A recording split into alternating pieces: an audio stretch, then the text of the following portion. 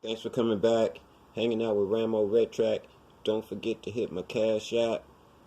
You guys are gonna love this. Once again, if you want this good content to keep coming in, hit your boy's Cash App. And I appreciate all the donations that have come in.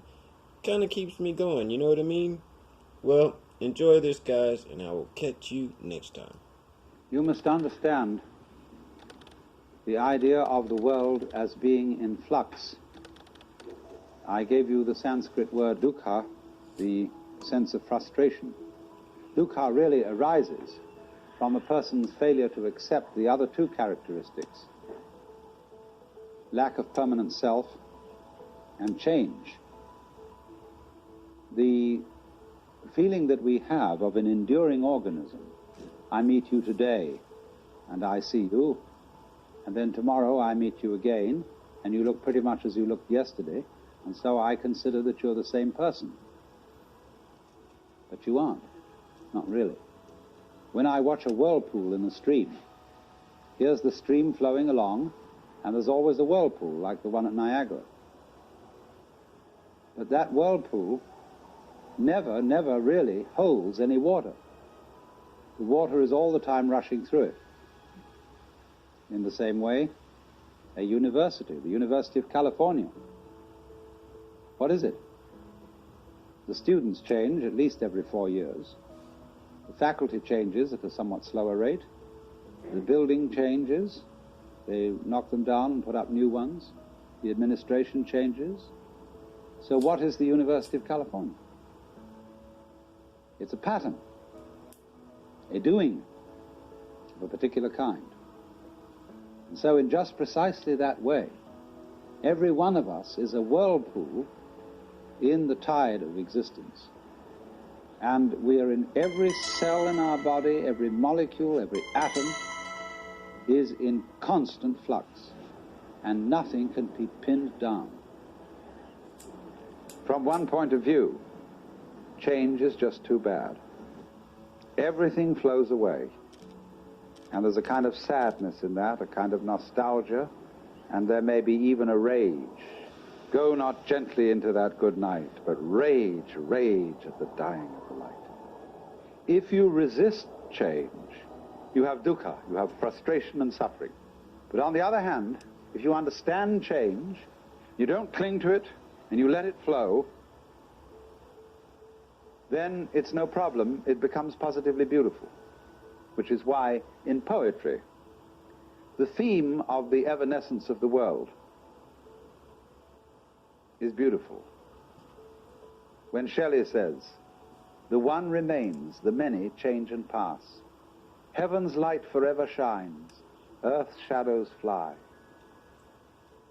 Life, like a dome of many-colored glass, stains the white radiance of eternity until death shatters it to fragments."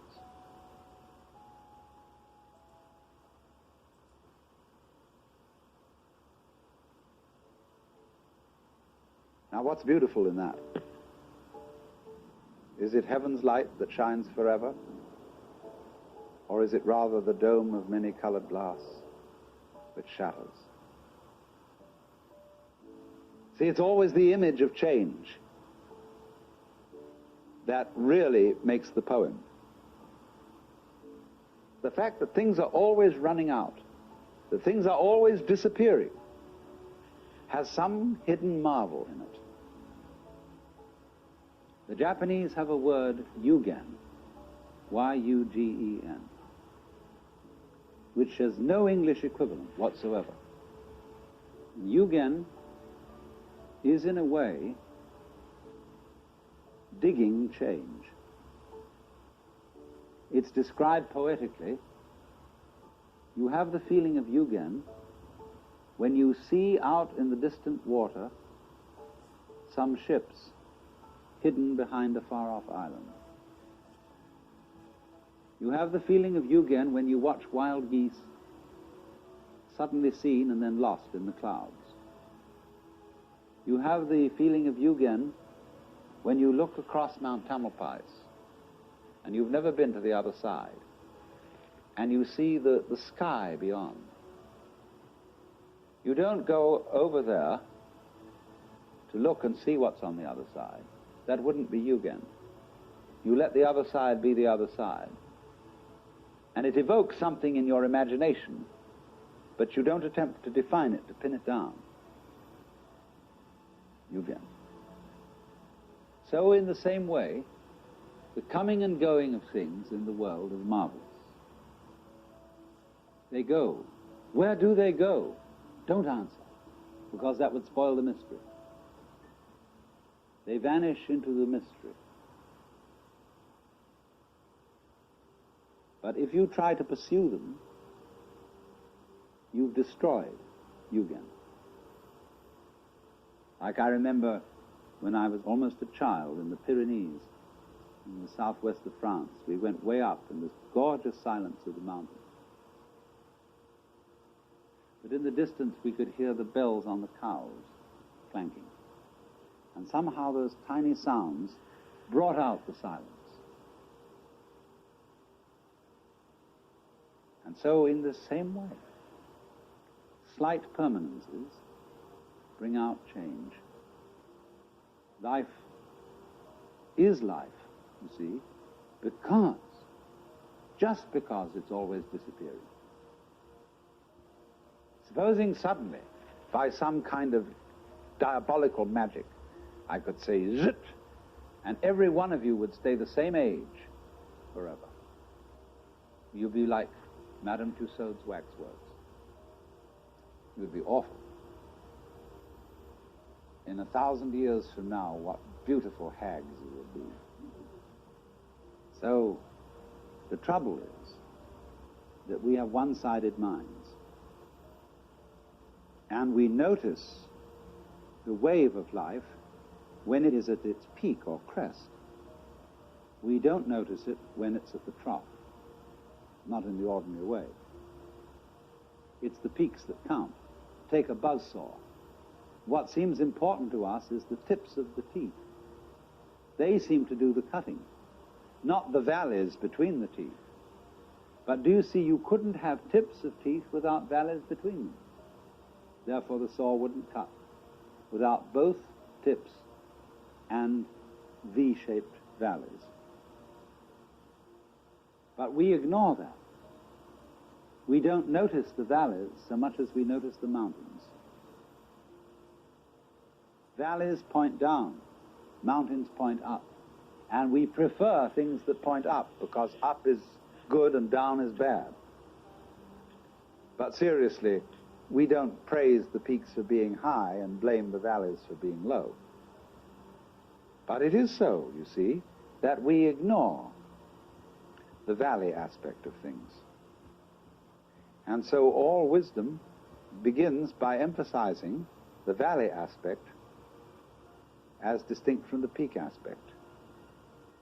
We pay plenty of attention to the peak aspect. That's what captures our attention. But we somehow screen out the valley aspect. But that makes us very uncomfortable. It seems that we want and get pleasure from looking at the peaks, but actually this denies our pleasure, because secretly we know that every peak is followed by a valley, the valley of the shadow of death. And we are always afraid, because we are not used to looking at valleys, because we are not used to living with them. They represent to us a strange and threatening unknown. Maybe, we are afraid, the principle of the valley will conquer, and the peaks will be overwhelmed. Maybe death is stronger than life, because life always seems to require an effort. Death is something into which you slide effortlessly. Maybe nothing will overcome something in the end.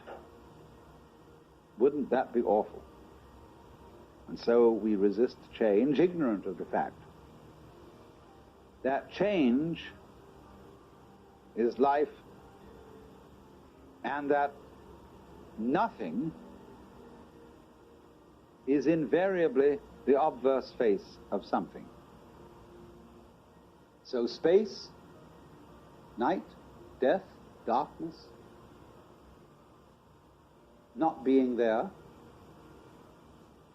is an essential component of being there.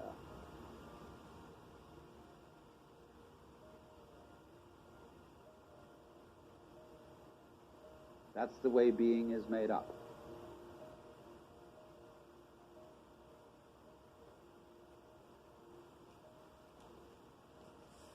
Hope you enjoyed that. Have a good evening. I'm out.